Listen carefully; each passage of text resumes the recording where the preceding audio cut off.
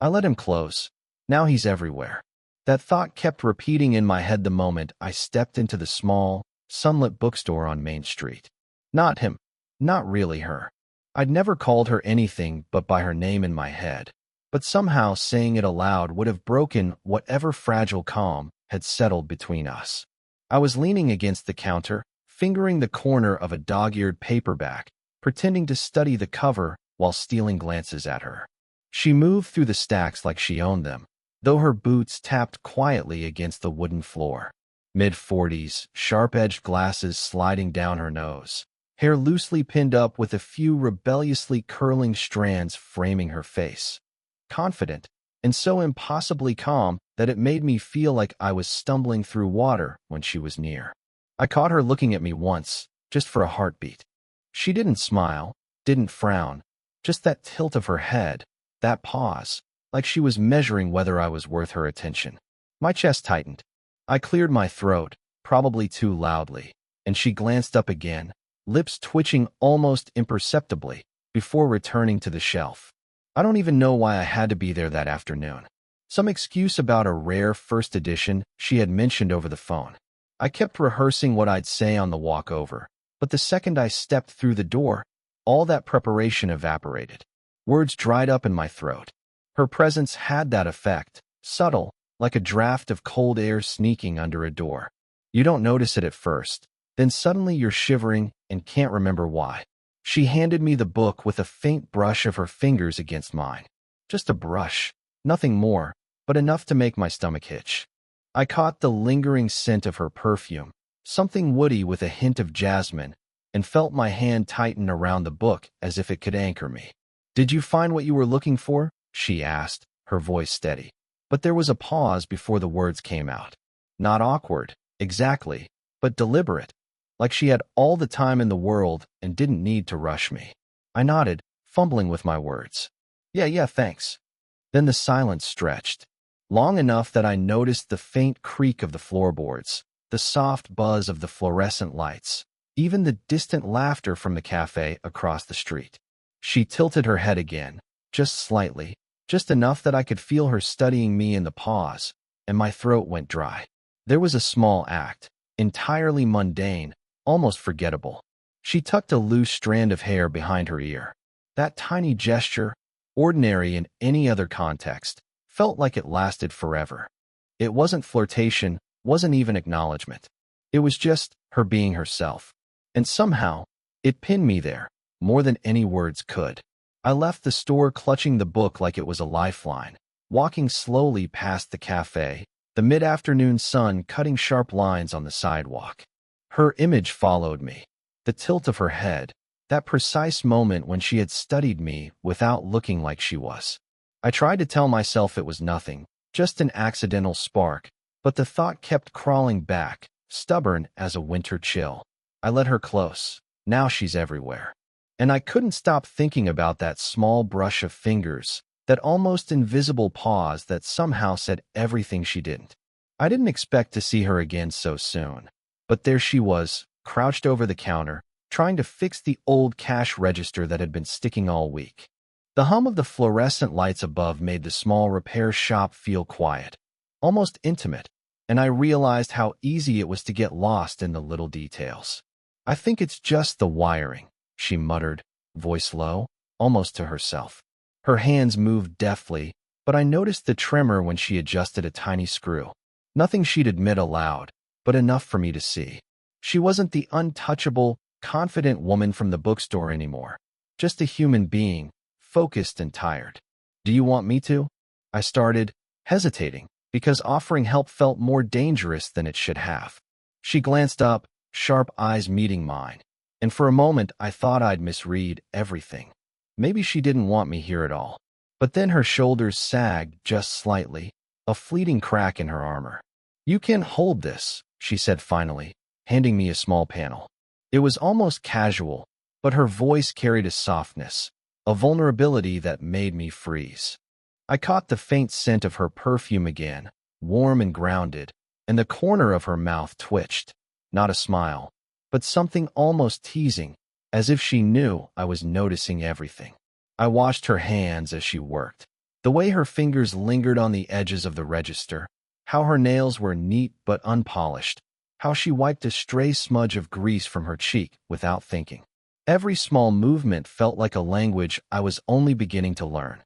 She laughed softly at a muttered curse when a spring snapped back, and it hit me. It wasn't loud or performative, just the sound of someone existing fully in the moment. And yet, it made me aware of my own silence. The way I held my breath when she bent closer, her hair brushing against her neck. "I didn't realize it was this stubborn," she said, a little breathless, glancing at me as if expecting judgment, or maybe just recognition. I smiled lightly, shrugging, and for a heartbeat she didn't look away. That pause, a flicker of something unspoken, made my chest tighten. We worked in near silence after that, but the air between us had shifted. Every clink of metal, every subtle glance felt weighted, like the space itself was holding its breath. She leaned back, rubbing her shoulders, eyes briefly closing, and I wanted to say something. Anything, but the words wouldn't come. Then, as I handed her the final piece to replace, our fingers brushed again. Just a touch, nothing more, but this time it lingered a fraction longer. Her eyes flicked up to mine, and in that split second, there was recognition, of tension, of curiosity, of a connection neither of us had named. I stepped back, trying to act casual, but my pulse wouldn't slow. She smiled that tiny, secretive smile, the one that doesn't quite reach her eyes, and I realized I was already thinking about the brush of her fingers long after it was gone. The rain had started just after I left work, drumming against the hotel lobby windows with a steady insistence. I didn't mind. In fact, I think I wanted the rain to fill the silence between us, to give us something to lean on while neither of us knew exactly what to say.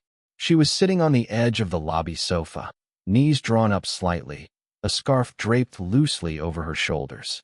"I didn't expect anyone else to be here," she said, voice low, almost cautious, glancing at the front desk, but not at me. There was a crease between her brows, a small sign that she was thinking about something she didn't want to share. I moved to sit nearby, careful not to invade the little circle of space she'd claimed. My hands rested on my knees, but I wanted to reach for the scarf around her shoulders, to tuck it closer, to do something that mattered, anything. I didn't. She laughed softly at something a guest muttered, the sound delicate and brief, and I caught myself staring. She looked tired, the kind of bone-deep tired that doesn't leave a person even after sleep. Her hand brushed against the armrest, lingering just slightly, and I imagined it brushing mine instead.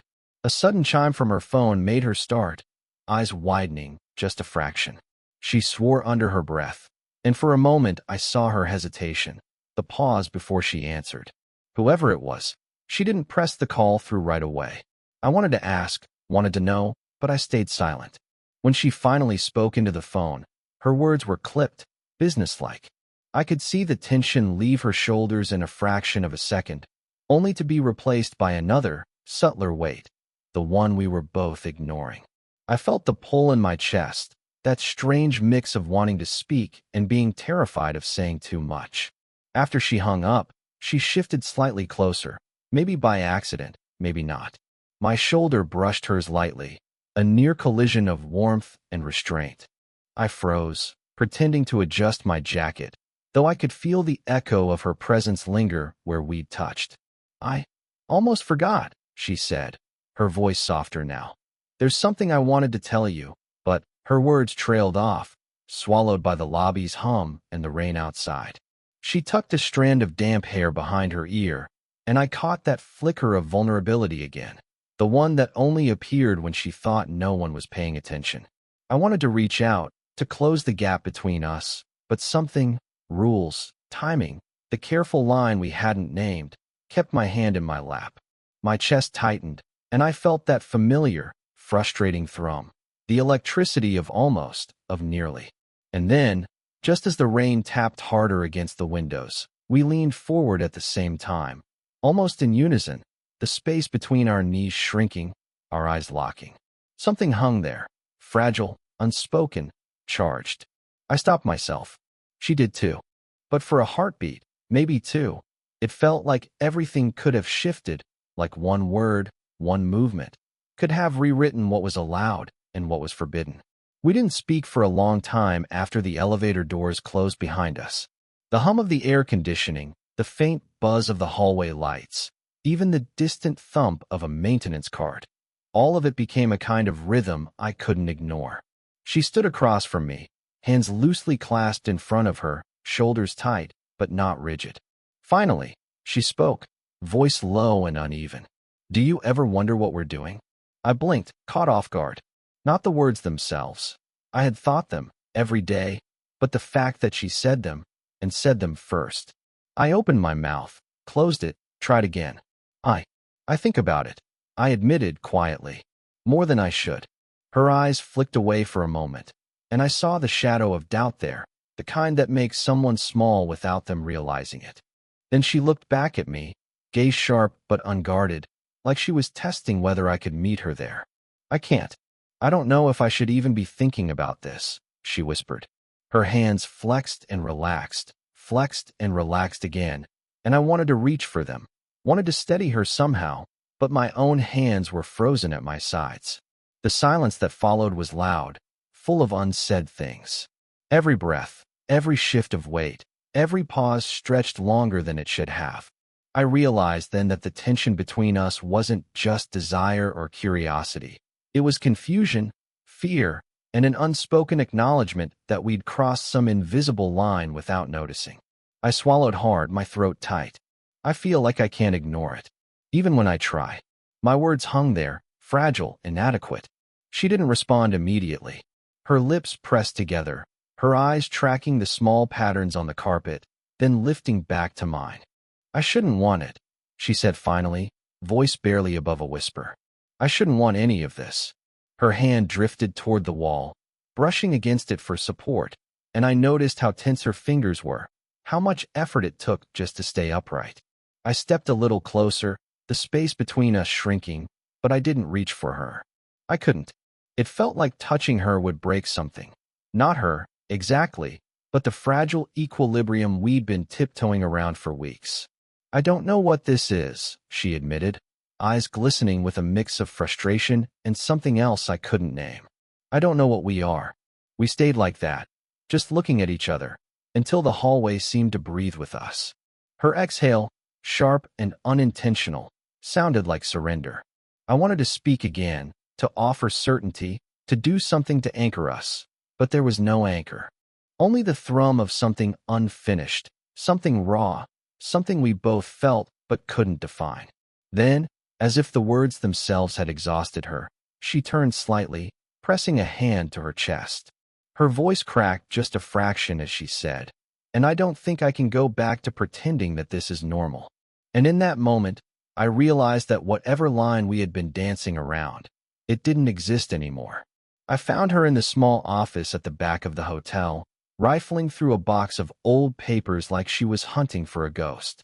The late afternoon light filtered through the blinds, casting narrow stripes across her face, and for a moment I just stood there, not wanting to interrupt the rhythm of her movements. "You ever lose someone you thought you'd never get back?" she asked suddenly, without looking up. Her voice was steady but fragile, like glass being balanced on the edge of a counter. I hesitated, not sure how to answer. "I think everyone loses someone," I said finally. "But it's the ones you don't expect that stay with you." She nodded, fingers lingering over a yellowed envelope. Her hands shook just slightly. "It's stupid," she muttered. I thought I'd moved past it, but then I found this." She held up a folded letter, the corners soft with age. "From him. From years ago." I never sent a reply. I felt that tight pull in my chest, the one that made me lean closer without meaning to. She caught my movement and glanced up, but she didn't shy away.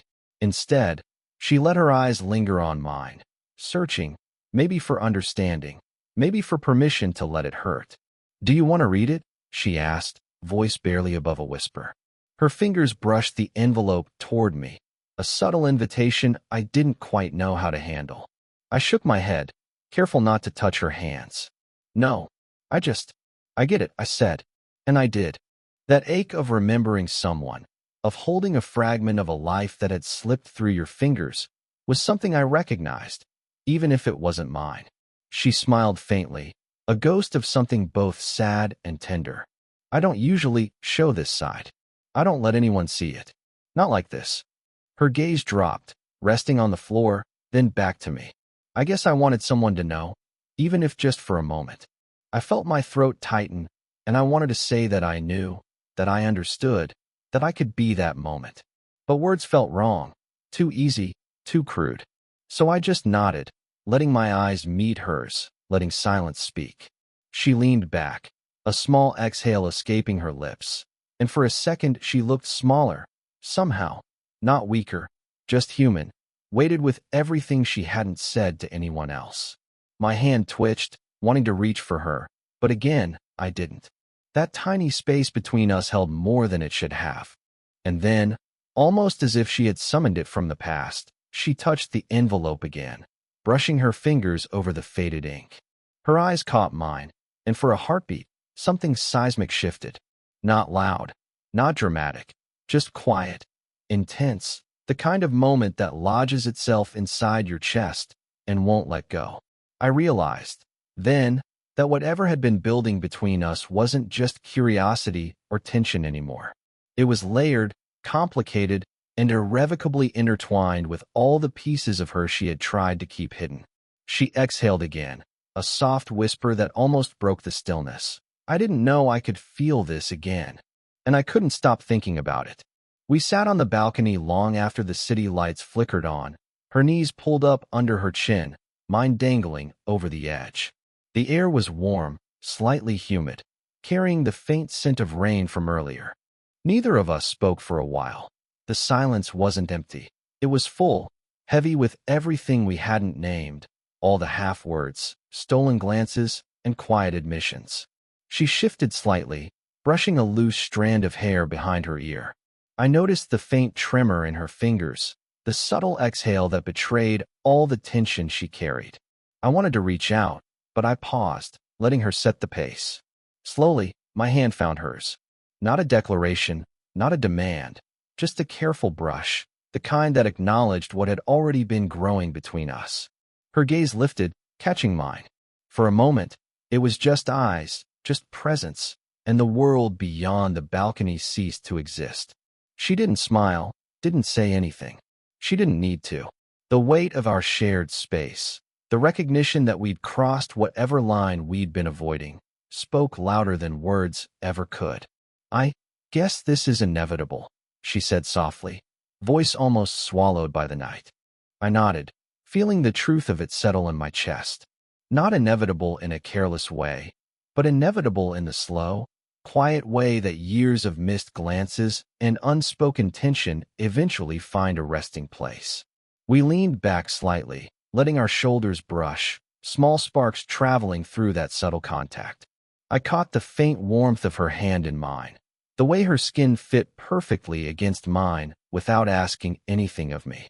The city hummed below, distant, irrelevant, while up here on the balcony, nothing mattered except the quiet rhythm we had found together. She didn't speak again. I didn't either. We let the silence stretch, not awkward, not uncertain, just deliberate, as if the night itself had wrapped around us to hold this moment. I realized I wasn't thinking about what might happen next. I wasn't imagining grand gestures or confessions. I was simply here, and she was simply here, and that was enough. A soft breeze lifted a curl of her hair across her cheek, and I brushed it away gently, my fingers lingering. She leaned slightly toward me, just enough that our foreheads almost touched. That small nearness, nothing dramatic, just simple, human closeness, felt like permission and promise all at once. We stayed that way until the air grew cooler, until the city lights dimmed beneath a thin veil of night. I let her hand slip from mine when it was time to go, but I didn't pull away from the memory of it, the weight of our shared silence, the quiet acknowledgement that what we had started was real, earned, and ours alone. And in that stillness, I finally understood. We didn't need to name it, claim it, or prove it. We only needed to sit together and let it exist, undeniable and true, in the space between us. I still remember the smell of rain on the balcony that night, the quiet way her hand had fit in mine, and the way we had simply existed together without words. It feels strange to look back, knowing how much tension, hesitation, and unspoken longing had led us to that point, like a slow-burning fuse finally reaching its quiet, glowing end. I think about her sometimes, not in longing, not in ache, but with a gentle awareness of what she taught me. How to notice the small things, the tremor of a hand, the pause before a smile, the way someone can carry their entire history in a single glance. How to hold space for another person without demanding or rushing. How to let someone be both strong and fragile at once. And I've changed too. I notice patience now, the quiet strength in restraint, the kind of attentiveness that isn't flashy or performative. I've learned that closeness isn't just physical. It's knowing when to lean in and when to simply be present. We didn't need grand declarations, confessions, or dramatic gestures to define us. We had the small, earned moments, the shared silences, the near brush of fingers, the soft laughter over something only we found meaningful. In a way, those subtle pieces were stronger than any overt romance could have been. I catch myself smiling at the memory of her sometimes, not because it hurts, not because I'm missing her, but because it's real. Because it matters that something so quietly extraordinary could exist in the ordinary flow of life, between two people who, against every expectation, chose to show up fully for each other. We both walked away differently than we came, carrying parts of each other with us, even when the rooms were empty, even when our hands weren't intertwined. That kind of love doesn't shout. It lingers. It hums in your chest. It leaves a quiet warmth that doesn't fade. I don't know what the future holds, and maybe that's the point. Maybe love isn't about certainty, or permanence, or flawless endings. Maybe it's about recognition of yourself, of another, and of the moments that leave you irrevocably changed. And if you've ever felt that sort of connection, fleeting, slow burning, impossible to force, maybe you know what I mean. Maybe you've let someone close, and now they're everywhere, in ways you didn't expect, in ways that matter. I guess what I'm saying is pay attention to the pauses, the brush of a hand, the laughter that almost disappears. Because sometimes the quietest moments carry the loudest truths. And if this story made you feel that tug, that subtle pull you can't quite explain, maybe share what moment lingered with you the most. I'd love to hear.